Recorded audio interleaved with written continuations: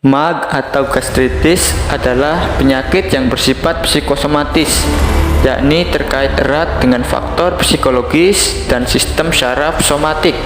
Sistem syaraf somatik memiliki hubungan dengan sistem syaraf otonom yang berperan dalam mengatur pergerakan peristaltik lambung dan pelepasan zat-zat kimia dalam lambung.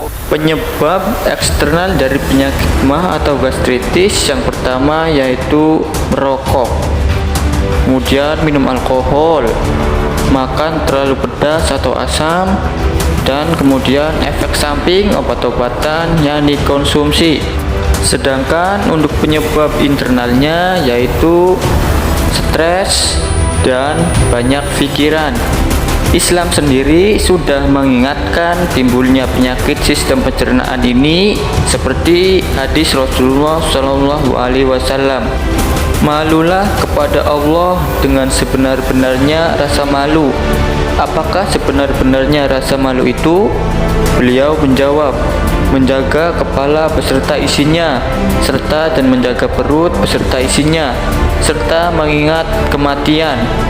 Dijelaskan Ibnu Qayyim al-Jauziyah dalam kitabnya At-Tibbun Nabawi bahwa ketika seorang sahabat mengeluhkan perutnya yang melilit, Rasulullah Shallallahu Alaihi Wasallam menganjurkan untuk mengkonsumsi madu. Lelaki itu sampai 3 kali menghadap Rasulullah Shallallahu Alaihi Wasallam karena sakitnya tak juga reda. Meski telah mengkonsumsi madu, tapi Rasulullah Shallallahu Alaihi Wasallam terus memerintahkan, minumkanlah ia madu. Kemudian ada juga doa agar nyeri perut akibat MAG cepat sembuh.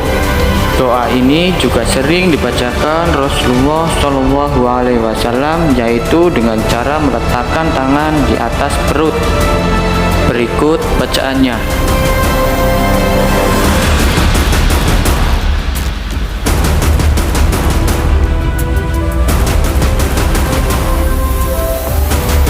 Yang artinya, aku berlindung kepada Allah dan kekuasaannya dari keburukan yang sedang aku rasakan dan yang aku khawatirkan. Hadis riwayat Muslim. Pada kali ketiga atau keempat lelaki itu kembali, Rasulullah Shallallahu Alaihi Wasallam mengatakan, sungguh maha besar Allah dan sungguh perut saudaramu yang berdusta. Dan setelah berulang kali diminumkan madu, dia sembuh. Berbagai penelitian masa kini telah membuktikan mengkonsumsi makanan yang mengandung probiotik alami seperti madu ternyata dapat meningkatkan populasi bakteri baik sehingga dapat memberikan efek menguntungkan bagi kesehatan. Selain itu, madu juga memiliki efek memperlambat pengosongan lambung.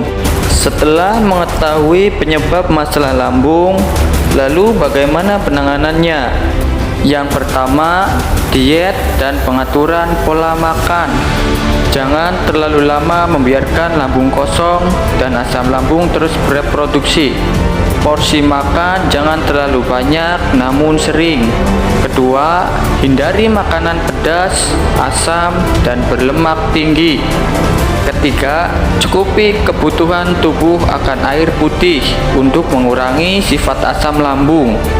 Kurangi konsumsi teh, kopi, dan minuman yang berwarna. Keempat, jika harus mengkonsumsi obat, pastikan tidak dilakukan dalam kondisi lambung kosong. Kelima, selalu berpikir positif, kelola stres dengan baik dengan memperbanyak istighfar, berserah diri kepada Allah Subhanahu wa Ta'ala. Dan yang keenam, jika penyebab sakit lambung adalah masalah non-organik, berpuasa justru bisa menguntungkan. Selain membuat jiwa lebih tenang, sekaligus bisa memberi waktu bagi lambung untuk beristirahat. Selain itu, Rasulullah Shallallahu Alaihi Wasallam bersabda, jilatlah garam sebelum dan sesudah makan. Andai orang-orang tahu manfaat garam, niscaya mereka akan lebih memilihnya ketimbang penawar racun. Barang siapa menjilat garam sebelum makan, maka Allah Subhanahu wa Ta'ala akan melindungi dari 70 jenis penyakit yang hanya diketahui Allah Subhanahu wa Ta'ala. Dalam kitab Al-Atsar Al-Wadhiyah fi Al-Kitab wa Al-Sunnah karya Syekh Abdul Rasul Al-Unus. Bagaimana caranya?